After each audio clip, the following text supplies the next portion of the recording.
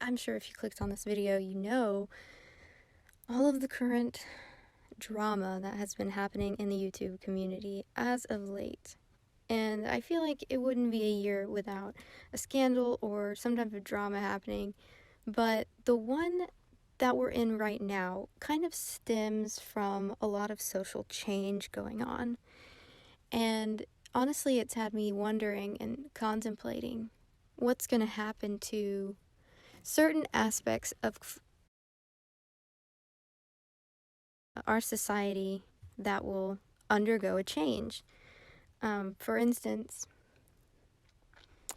when the coronavirus hit, all of the economic industries kind of were shaken up a bit. Banks, actual jobs, okay, all types of commercial industries, trade, came to a point to where they had to almost reinvent their wheel. Okay, so you had people learning how to work from home, parents learning how to teach their kids from home. Lots of reforms were kind of going on.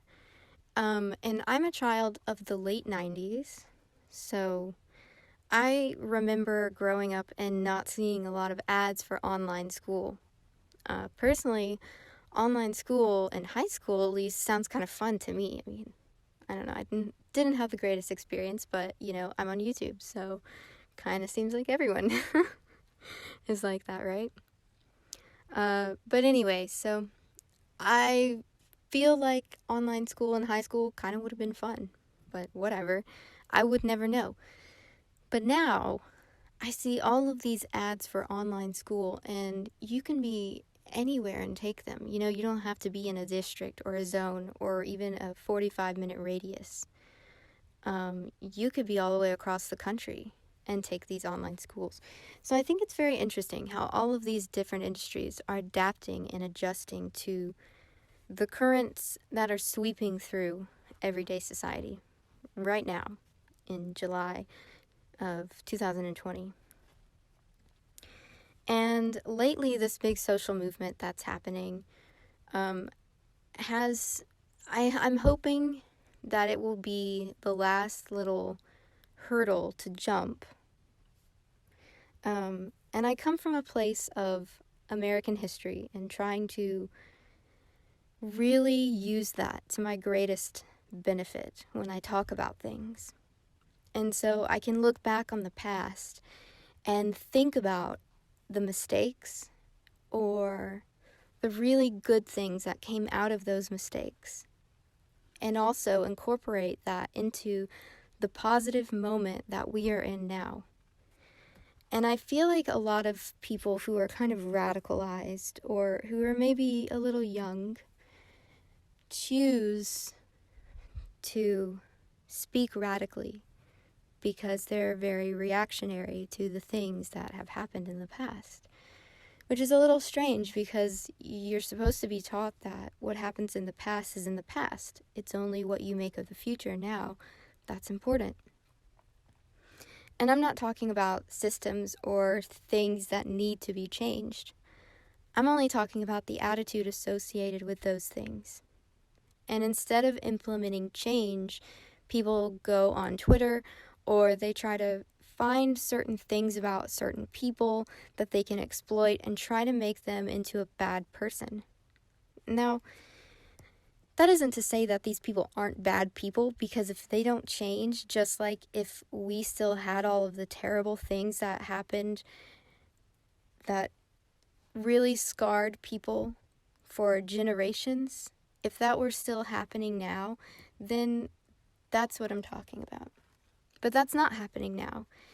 And that's why I hope that this is the last hurdle, because, if I feel like looking back, okay, you have the Civil War, World War I, then you have Vietnam, you have World War II in between that, the Cold War with Russia.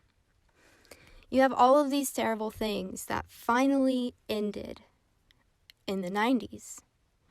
And the 90s just so happened to be, the late 80s and the 90s happened to be the age of millennials who are in their late 20s to 30s. So these people are kind of our older voices that are speaking out right now.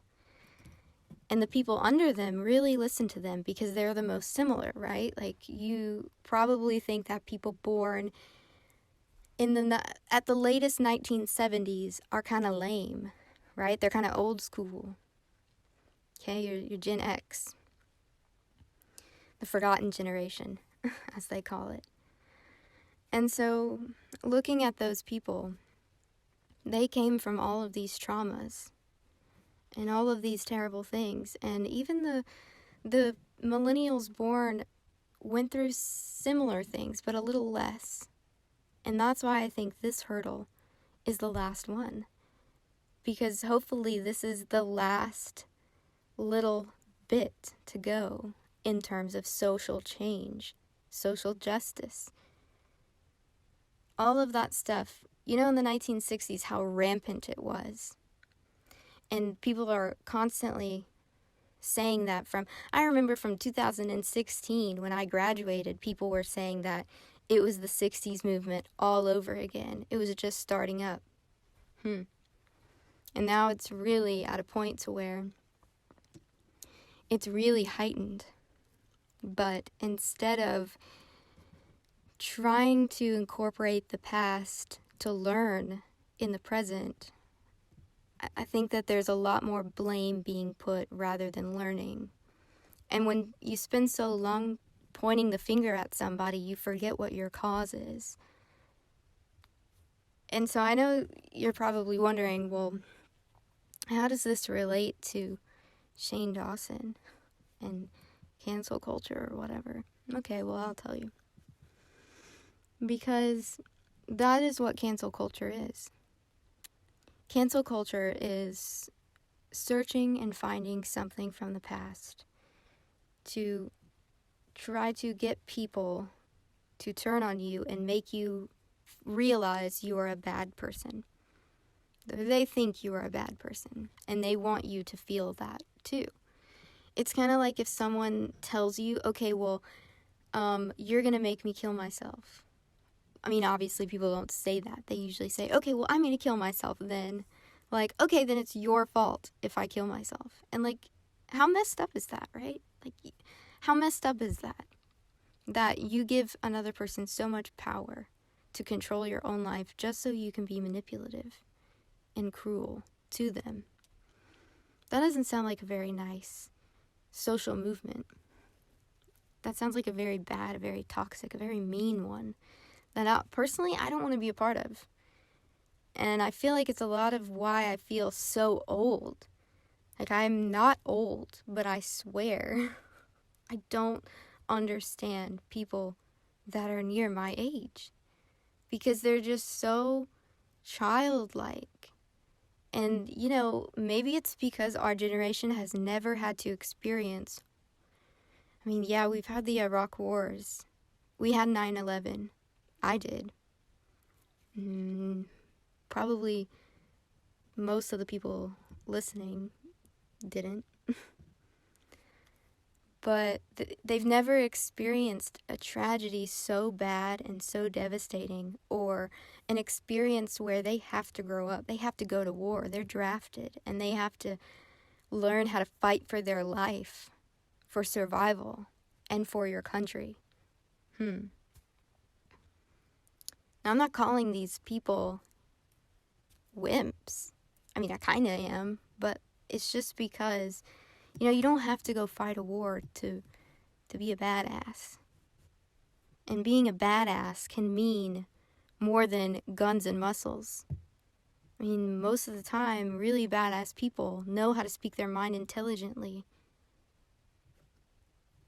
And they care about themselves and the other people around them. And they choose to be better within themselves before they point the finger at another person. I think it's really good, actually, that all of this stuff is coming to the surface. Because what you need to do is address the things that you've done and contemplate them for a while and maybe journal about them. Figure out how you feel about them and then move on. And that's why I think cancel culture is so toxic. Because most of these people don't want to move on because they just want to keep pointing that finger and saying, "You're so bad, keep looking at how bad you are," and all this other stuff, rather than trying to rally behind someone and support them and say, "I got you, brother.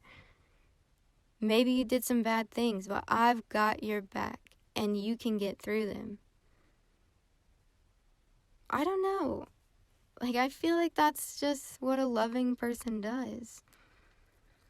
And, like, people don't want to be loving. I don't know why. Why don't you want to be loving? Isn't it easier to just be nice to people?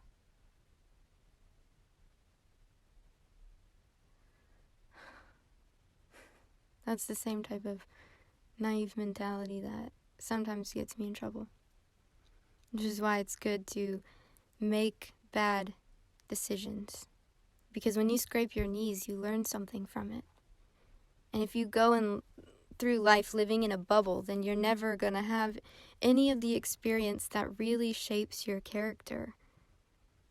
And character, your character, who you choose to be in life, is something you always have control over. And the beautiful thing is that it's just you. Just you. Only you can control and decide who you want to be. You can allow people to influence you. Hence why they're called influencers.